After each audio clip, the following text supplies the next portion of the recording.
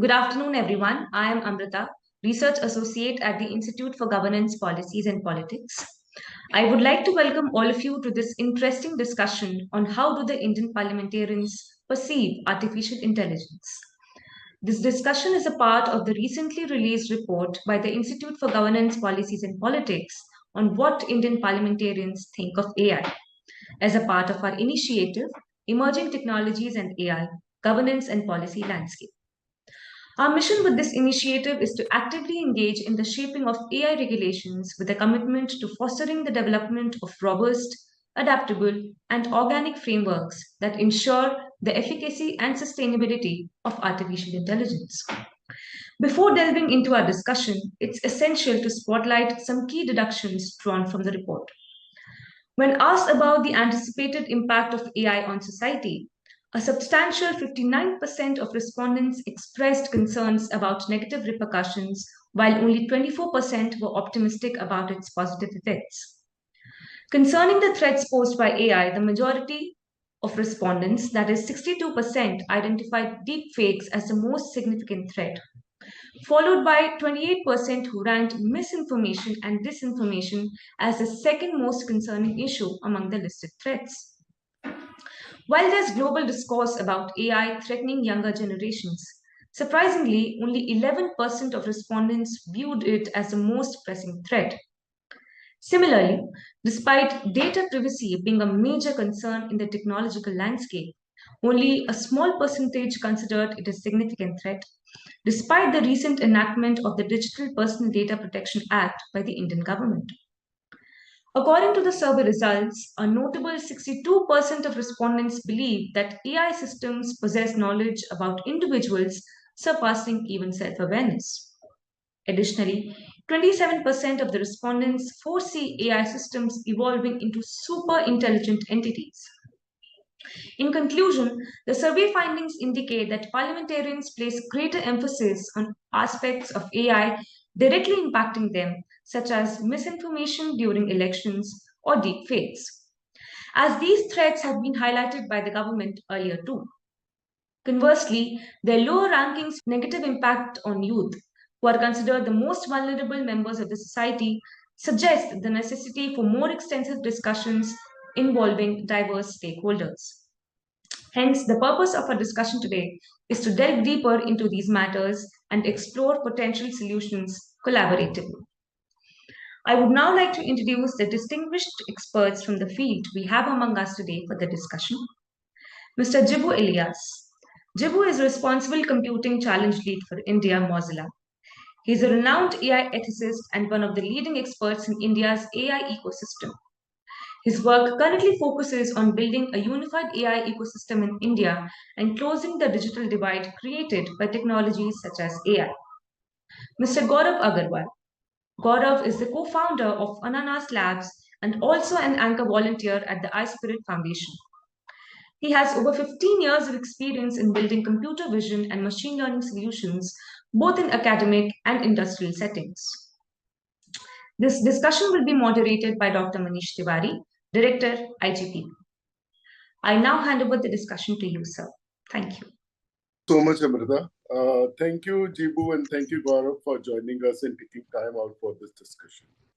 As Amrita has mentioned, this survey which we did among parliamentarians, we had total about 39 people who we interviewed. Out after the data cleaning, we got 37 clean responses. Now, these are the people from different, it was not a very representative sample in a sense, but it had people from all the parties, all the regions, and both the genders. This is how it was formulated. One of the major things which we found that a lot of people do not really know what AI is in a way. They just hear it from different mediums. Now, those different mediums are simply either the social media feed or newspapers or a word of mouth from different people. So I want to come to you first, Jibu. In your opinion, what factors contribute to shaping the perception of policymakers around AI, especially considering that 59% of respondents in the report believe AI is negatively impacting the society. Do you think limited exposure to the wide application of AI plays a role in shaping the perception, or what comes to your mind? What could be the reason? Well, thank you, Manish, for inviting me to be part of this panel. At the same time, great job you have done with this report, which is very timely and needed. Now, coming to your question, I think it's a very fundamental point you are bringing out, which is how our perception of AI is being tuned, right? And of course, media plays a crucial role. There is a simple exercise I do most of the time. When I'm meeting someone from an, let's say, a developed country, right, or the global West, I ask them, what is the first thing that come to your mind when I say AI? They will say Skynet, Terminator or Matrix, all these sci-fi elements. But if I say something in similar to somebody from global South, jobs, right? That's the first thing that comes to mind. So I'm kind of taken aback that the parliamentarians didn't see that as the primary challenge. I mean, deepfakes, of course, misinformation is a big threat. I'm not saying and not reducing, discounting its impact. So I think the biggest factors contributing to this perception of policymakers to AI, I think you can put it into like three main buckets. One is, of course, the limited awareness of AI operations, right? How does this technology work, right?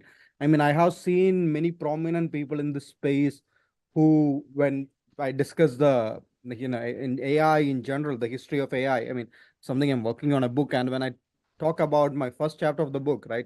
When I speak about its evolution, when I say that the term AI was coined in 1956, they are shocked. Oh, it's that old.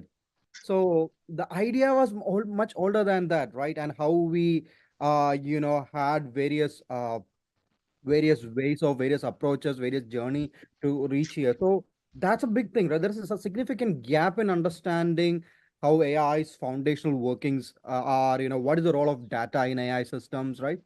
And to explain how data plays a critical role, it doesn't just limit it to parliamentarians. I have seen this experience with many prominent C executives in the country also, where you have a company which is from a traditional industry, not a tech industry, and they want to make that transformation.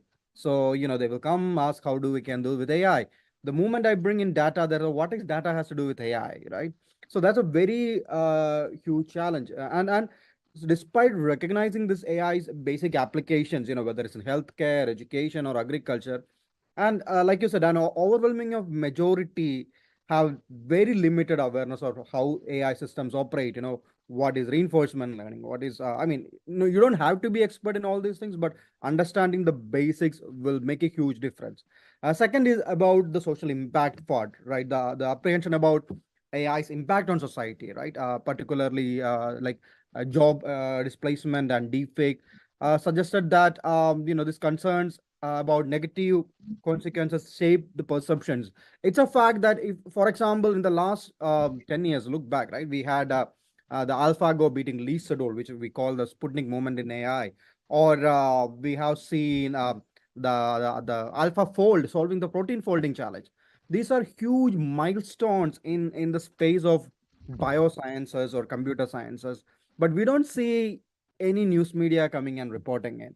But the moment Google fires 1,000 people for replacing it with AI or some deepfake going on, bro, then there's an evening debate on all of the prime time news channel, which still is the main source of information for a big chunk of our country citizens and these parliamentarians. So that's a big challenger, right? They identify, even though they identify innovation as a primary opportunity, yet they don't see job loss as a big threat, and they don't see other areas where AI can play a big role. Personally, I feel AI's role will be in social empowerment, right? In especially in a country like India. Forget random, how do I say, vague words like innovation, accessibility, bridging the gap in healthcare, improving educational outputs, right? Or agriculture, improving pest dictation. So there are very, very noticeable, targetable outcomes there, rather than saying innovation or economic growth. And then, of course, the media sensationalism, right? The third point. So this perception of influence, again, Elon Musk comes and says something about AI. The experts in the space often questions his credibility on AI, but he says something, he keeps saying a lot of things, right? In the last few years, we haven't anywhere close to an AGI. We're still playing with language models, but whatever he comes and says in the news, right? Then there is a debate around it. Then there is that fear factor coming around it. So this sensationalism, I mean, that's how our news media has been working for the last 10, 20 years, unfortunately. So I think these are the three important factors contributing to the policymakers' perception of AI. Thank you, Jibu. Thank you so much for putting it so precisely and crisply. I think Gaurav, I want to come to you because you work with both academic and industrial setting. And one of the challenges which we look around and when we were interviewing people, talking to them, is that, they know, they don't have the time to talk or know more about it. Whatever comes to them comes from the news cycles, as we say. So while deepfakes and their direct impact on their campaigns and on their constituents, they receive significant attention from them. Threats such as those of younger generation, security and data privacy. These are the things which do not really figure at a high priority. How do you view this prioritization? So thank you for having me here. And I agree with Jibu when he said, essentially parliamentarians are some reflection of the society itself. So they are not different as such, right? And that is the whole process of democracy. Right? They are representing us. So yeah, sometimes we wish they are more like us, but yeah, I will leave that for a different non-recorded topic. But so the topic you touched upon, right? I think you are exactly right. The influence of what it can do to younger generation. It is mind blowing. If there have been proposals in several countries, most notably China, where the exact hours or the duration for which a particular kid of a certain age can access internet or not. They are I don't know whether it has come into action, but there was a proposal, and they also realize while they are probably their companies are beneficiary of this, but they realize that it will not be hyperbole to say that the generations can get wiped off. I'm not even talking about deepfakes per se. It's just the content that you are consuming. Maybe it is not deepfake. It is just sort of playing with your mind, playing with your thought process, right? But thankfully, one good thing is on the positive side is the DPDP Act that came into place last year. While it has not yet, the rules have not come out, so it has not yet been technically implemented. The effect is not seen by citizens, but that is only a matter of time. Maybe because of elections, there is a delay, but I think, and that actually talks about, I don't know, it's a very, I actually like that, that is close to what I do. So I actually went through that act in detail. So one of the main clauses about how the internet companies can process data from minors. Anyone who is in India definition of minority, anyone who is under 18. So what it will do is if you are an internet company, especially a significant internet company, there is a term like that, I think. That means you have lots of followers, right? They don't want to hurt very small companies. So if you're a significant internet company and you are in the business where underage or minor users are in your user base, then you will need explicit permission from their guardians or parents that you can process their data. Because the reason for that is it is not just the number of hours, but what is being shown to them, right? As for those of us who are parents of kids, who are 10, 11, 12, but they have access to phone, computers, I'm always a little worried. That I have no clue. When we as parents take a call, what they wear, what time they go to sleep, what they drink, what they eat. Should we have some control, what school they go to? If we don't like the school, maybe we don't like the philosophy or whatever the school is, right? We change that. We decide what tutors, what tuitions they go to. We decide what neighborhood they live in. But sorry, we have no idea about where they go or what is shown to them, what recommendation engine, what logic they use. It is very alarming actually. So it is it's like there is a intruder in your home who is affecting your child without you knowing. We keep our kids safe. So yes, so it is pretty important. But good news is DPDP Act handles it. And I'm very positive based on my limited interactions with the people who are at the helm of things, that very logical rules will come out which will give some control in the hands of parents, so that it is not overly uh, restricting, because I think they like it or not, but I think internet is the window to information. So you can't cut it down, and that won't make sense. But it is like you go out to play, you fall down, it's okay. But it is done all within the sort of the whatever the safe space parents think Controlled. for the kids is. It's not control. It's like a child proofing your home. Kid will still run around, but you child proof it so they don't harm themselves. So anyway, I think we need child proofing of internet for underage kids. It is very important. The child proofing may mean different for even people in this panel. Government should not control it. So that's like India way, right? I mean, China is like, okay, government decides what to do with your kids. But in India, I think it's a very nuanced approach, which I actually like. I just hope it is done in the right way, and I have reasons to believe that it will be done in the right way. It's child proofing the devices that our kids use. So I think that is the simplest definition of what should be done. It is being done. So there, one thing which kind of comes to my mind, what you have mentioned about child proofing should be the priority. I would say priority number one. But what is the priority? The priority is the campaign. So the first kind of advisory which was issued by MeToo was about the content which they are putting out. The companies are putting out in AI models, that it should not affect elections. So this is where, we want to talk about that debate, that particular perspective, where the priorities are misplaced, probably, and also that what does come next. What comes next? Because if their perception is built on what media feeds into them, or from kind of, not really proper sources, then definitely priorities would be pushed up. And that is what is happening, because, I was expecting that after DPDP, something must come quickly about child proofing. But what comes first is about campaigns. How do you see this, Jibu? See, the thing is, like, as I said, right, I think the content is there, and and businesses are out there to serve their investors, right, or owners. I mean, that's how capitalism works, and there's nothing wrong in that. That's how innovations are made. That's how we move, we develop, right? There's nothing wrong in that. But I think India is like a little, again. I like, there are a lot of issues that we can fix, but I think at least the philosophical position, in which all of us think alike, is like we believe in like sort of safe capitalism, or a capitalism that cares, right, with a heart. To me, while yes, you are right. I mean, collections are important for them, and every decision is based on that. But that's where we want to bring it. Once that, okay, you don't. I mean, let's innovate. That you don't lose out on your collections, but don't make money at the cost of our next generation.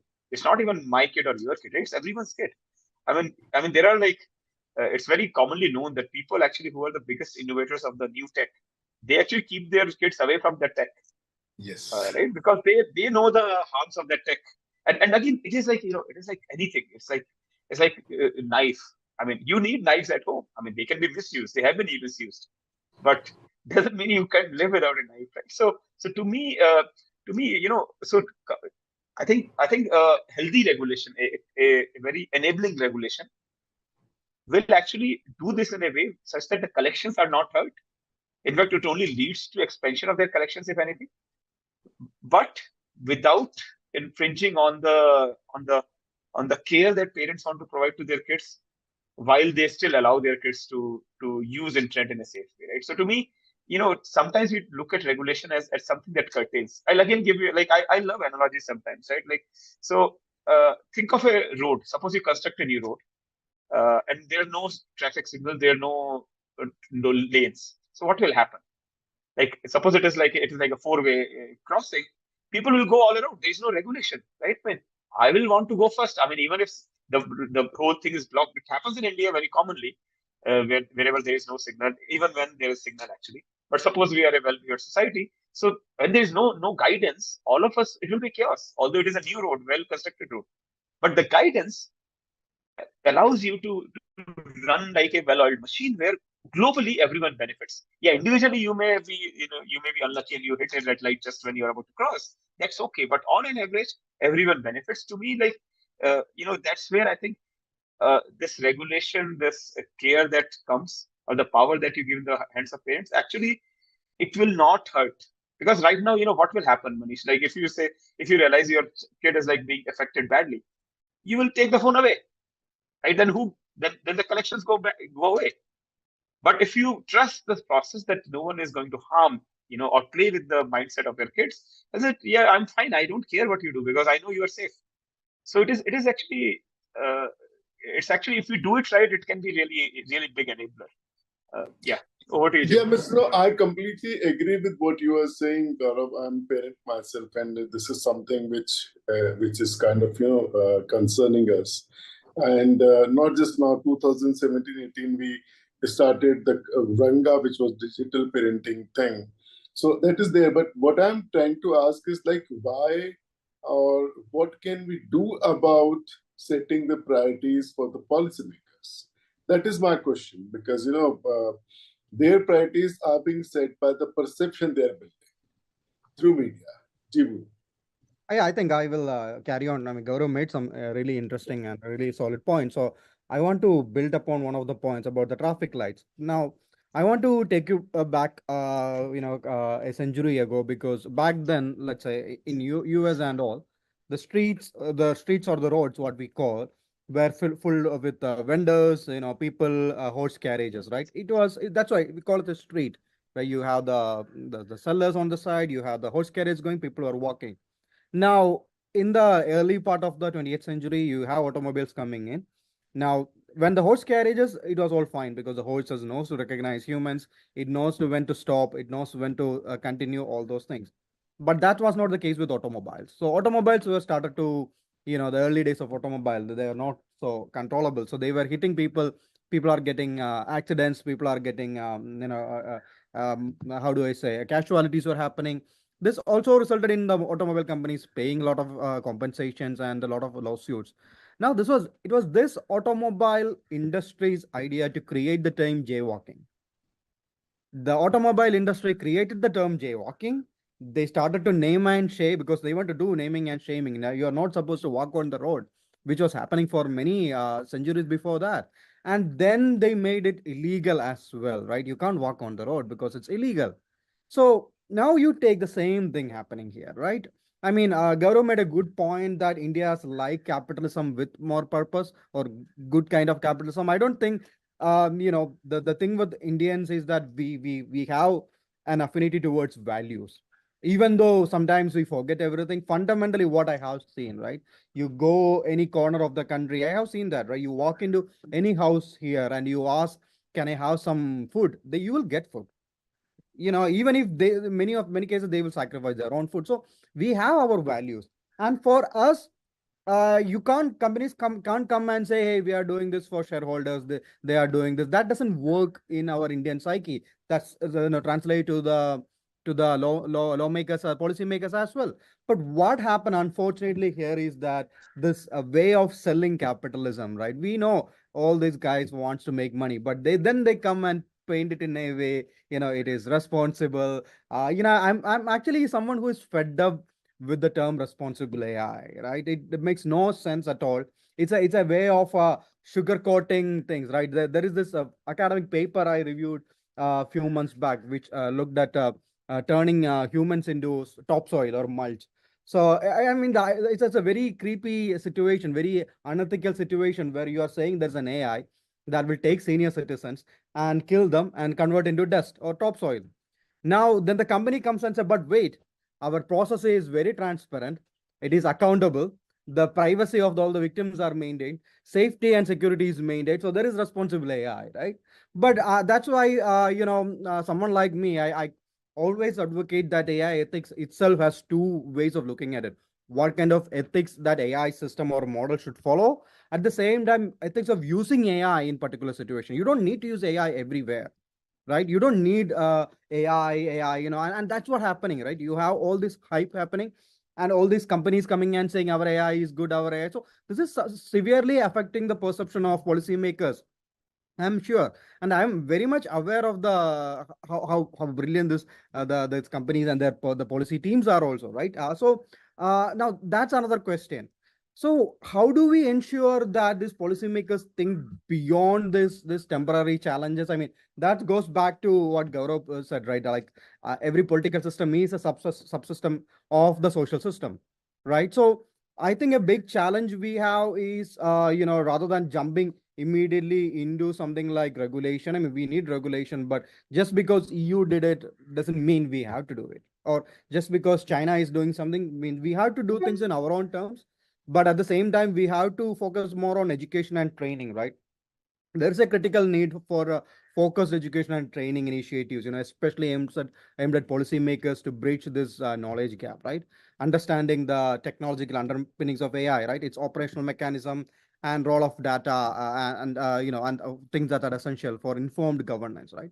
Secondly, people often miss out the point that we are shifting into a whole new world of policy making as well. Forget the day of sitting with 10-year data, right? Or this is the 10-year agriculture output data. We are going to figure out a policy. No, that days is over. We are entering a world of real-time data coming in, right? Real-time dynamic data coming in, and you need to make policy decisions faster than what we have done before. So that also means these policymakers should be prepared to face a challenge such as that, right? Then of course we can speak about stakeholder collaborations and maybe global benchmarking and further things. But I think these things are essential in creating a regulatory environment, and at the same time, just shouting regulation 100 times is not going to solve things. What I'm saying is the problem with all of them or everybody is they're like, who one is like who makes business, another is like who makes rules for business.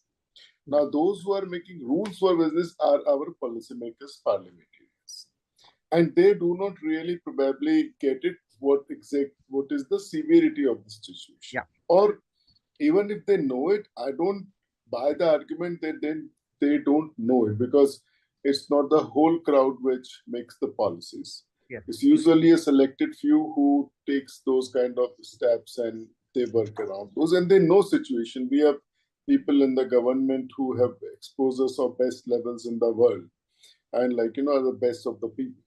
So what then comes next? Again, one of the findings which we came across is that they said 27% believe that that machines would be super intelligent. AI would surpass human intelligence. Now, this thing is probably there is a lot of debate about it in the tech world, in the academic world. What would happen about would they pass that intelligence and not? But these statements are a little difficult, particularly because then they divert the attention and they mold the policymaker's mind in a different way. That is also one of the things. What is your opinion on? Yeah, so the question of AI surpassing human intelligence, I think AI has surpassed. For example, I can't write poems like how ChatGPT writes, or I can't paint pictures like Midjourney does. So there are areas in which technology has surpassed that in our cognitive abilities as well. Now, this notion of, I think the pre LLM days notion, you have the narrow AI, then the broader AI, then you have the artificial general intelligence, then you have ASI, the artificial super intelligence, which will be like this title of one of my favorite AI books, James Barrett's book called Our Last Invention. Right, you invent an ASI, and then the ASI will invent rest of the AIs, and you don't have to do anything, right? But you have now we have taken this how do I say deviation with language models. I mean, language models are very good in mimicking intelligence, right, rather than being intelligent. Now we had this famous Turing test and all those things. I mean, now try playing a Turing test to ChatGPT, right? Like the old idea of Turing test, right? So the goalpost keeps changing. The goalpost keeps changing on what we define as AI, right? Like, even I'm in the working party with OECD, where we are reframing the definition, right? Again, of what qualifies as AI. So that's one thing. Fundamentally, what matters here for the policymakers to understand, this is not a static technology, right? Like last 10 years, the data technologies are not static anymore, right? It's not like how we haven't seen evolution in let's say automobiles for a long time, right? Yeah, it's all iterative updates, right? Or little more safety, right? Little more better passenger experience for the normal people. I'm not talking about the supercars or the luxury cars, right? Now that's not the case with the digital technology, right? We were sitting, in the 90s. Look how social media has evolved in the last 10 years, or look how forget AI itself. Like look at other technologies has evolved. So I think it's a broadly a mindset shift that we require, to look at things that things are dynamic, and how do we address this for the better good of the country, rather than immediate interest of the business leaders, or I think we should also stop focusing on this vague terms like innovation. What do you mean by innovation, right? Whose innovation, right? I mean, these are the things that kind of irritates me recently, like when you I speak think about that's where my next question comes. yeah, Like, yeah. So do you when you speak about the question of jobs, I mean, I was there. People say, oh, you need to reskill, you need to upskill into what? Do you want all the people to reskill into AI, upskill into AI? No. So this kind of we need to, separate this signal from the noise.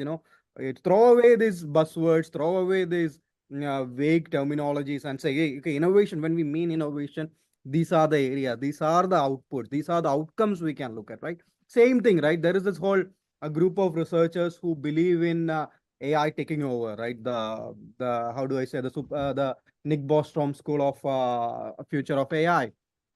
Now, when I speak to them, when I talk to them, I ask them, can you give me like 10 scenarios where you see AI taking over? It could be, let's say a biotechnology lab, or how do you see it taking over weapon system? How do you see? So it has to be more concrete. It has to be more broken down rather than using work terminology. I think that's what I have to add. Jibu were kind of objected to the word innovation. But these are the keywords which we are seeing around innovation, everything around. And the perception regarding AI of policymakers, which is there today, how would it impact the innovation and startup ecosystem in India? Like what happened about a couple of weeks ago, right? I think there was a sort of advisory sort Yeah. of shared by MITI or Minister in MITI, I think, that every model that is sort of surfaced to Indian citizens, it has to be sort of somehow approved. I don't know the right word, but it seemed like and they were like, it became a joke of all WhatsApp groups among the ML practitioners. Like if I write a decision tree, do I need to ask government whether it is okay or not? So I think that was the kind of exactly that no, I think it was laughable, but I think that is exactly the problem with current scenario is like most of, and it is not just parliamentarians again, right?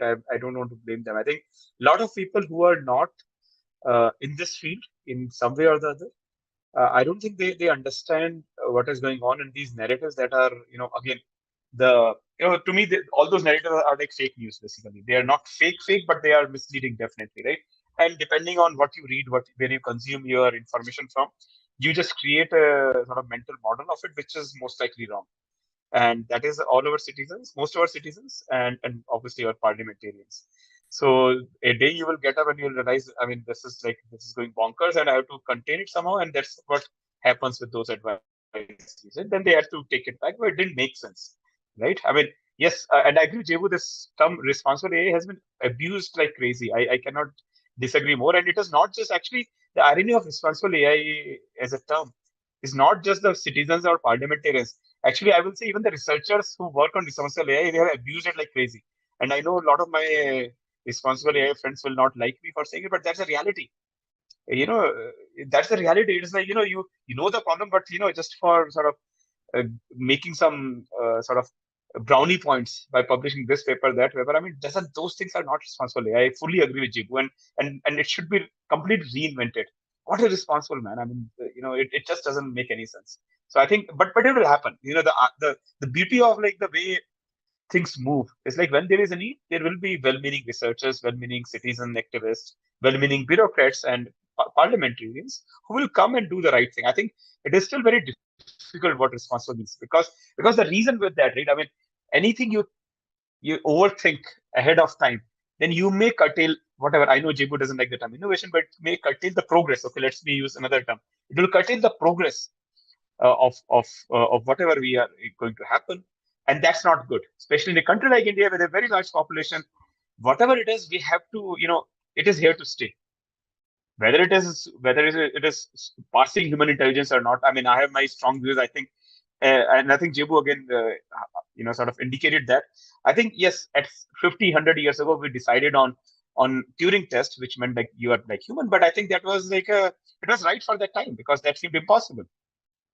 But and again, I agree with Jibu in the sense like these large language models are more like they are imitation models. They are very, very good compression of the information that they are fed with during training time, and that's all. They sort of interpolate and extrapolate a little bit.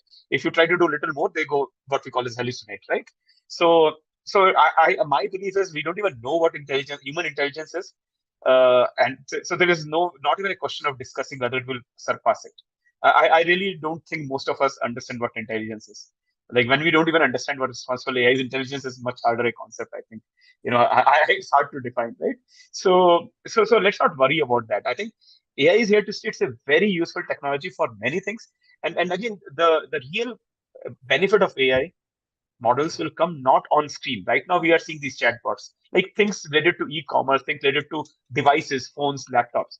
But in the real distinguishing factor or enabler will come in healthcare, biosciences, vaccine discovery, mechatronics, things where like think of it like a easiest thing that can extend lives of humans or make them better. It will happen, right? I mean, it's whether you like it or not. Or material science. I think we need materials which like plastic, for example, is banned in India, right? But we all know, like in the smaller shops, I mean, what do they do? They have to, if you have to pack your sambar, dal, chai, I mean, what do you use? Can you use paper bags? Or can they use these thick cardboard cups like Starbucks do? I mean, the chai costs less than the cup itself. It won't work. So actually in India, I mean, no matter what you do, it will be used. It's a practicality, right? I mean, you can't arrest all those people, right? I mean, you can't find all those people. So what will happen? You need a new material, which is plastic-like, in the sense you can pour liquids, warm liquids, and it will still survive, but which is more biodegradable than plastic. And how can you do that if we could not do it in 100 years without, in the absence of AI? I think AI shortens that path. When you have to discover new drugs, new vaccines, and solutions or recipes to tackle, diseases which have never been seen, which are probably, I mean, we do encounter more rare disease now, right? In our friend circle, in our families, which have no solution. How will you discover? How will you find solutions for them? AI is our only hope right now, I think. So to me, like we should embrace it with and go beyond the internet applications because I really think I hope we don't get sucked into these chatbots and others. They are nice, they are cute. I mean, I like them as an information seeking tool, but I think the real sort of impact will be seen in real lives, not on screen lives. And that's why, like, despite defects, despite potential harms, I think we as a country should make regulations or stay away, whatever it is, to safeguard in a larger way, but not curtail that growth.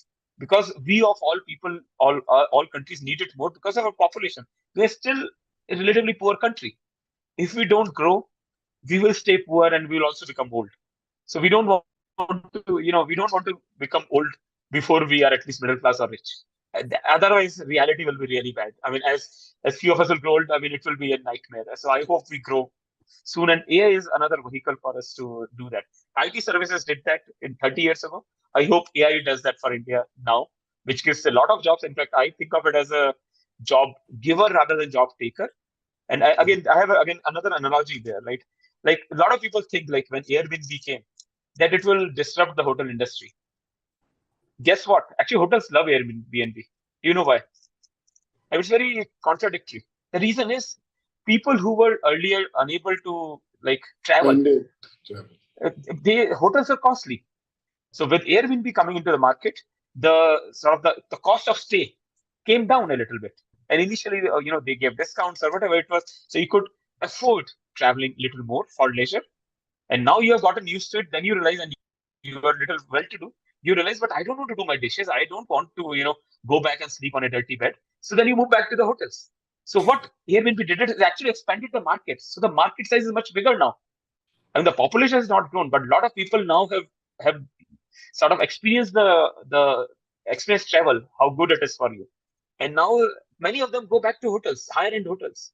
So to me, like AI will have that same thing, that now a lot of things which were not digitized, a lot of sectors which were not appropriately digitized, a lot of sectors which were still sort of doing things in an old school way because it was costly to do it. Maybe the cost will come down and hence they will come to the fore of digitization. So I I think, actually think yeah, it can actually increase jobs. I mean, it's a very contrarian move, but I feel it is a viable possibility. I think I would like to give kind of a little advantage of doubt to our parliamentarians, because even people like us who are kind of studying it, focusing on it, working around it, researching it, we are not really sure what is, whether responsible AI is good or innovation is a good word, or what we do not. Those people don't really get time to look into it. So I think this is one thing which is we must kind of give them that benefit of doubt. I would request you to give further comment on it, like how is the perception made and what should be done, both of you. I really think, like, I agree with you. First of all, I think our parliamentarians and bureaucrats are doing a reasonably good job. I would say, actually, I'm fairly impressed. It's not easy to run a country. Seriously, it's not always easy. Post facto, it's always easy to find faults in a policy or something. But when you're building it, I think they do it with the right intent in general, right? I mean, but I think what they can do even better, and I think it's already happening. I think involving experts from the field, do it as much as you can, because then that information gap that you're living with, that narrows down. You are still the bureaucrat or the decision maker, so you should finally take the call, but bring in experts and sort of, so that you are not as much blindsided by the challenge as you otherwise will be. So I think more participation from experts can help, which is already happening, but I would see more will help, because again, within experts also there are diverging views. So why not listen all of them and then take a call? Yes, I agree with Gaurav, right? I mean, it's not easy task, right? Like there are 100 different issues they have to deal with, right? It's not AI itself, right? For each parliamentarian, they have to deal with the issues of their constituency, the other aspects as well. And I have spoken to many parliamentarians who has impressed me over the time, right? I don't want to mention any names, but they have, I was really impressed at their know-hows and what they wanted to do with the technology, the ideas they have and things like that. So it's that's one thing, but the larger question is, yes, it's not just about the policymakers. How do we ensure that we get the messaging right? How do we educate the public? How do we ensure the public perception is more positive or more practical, right, rather than rather than going with sensationalism? I think that will be the important point for me. Thank you so much for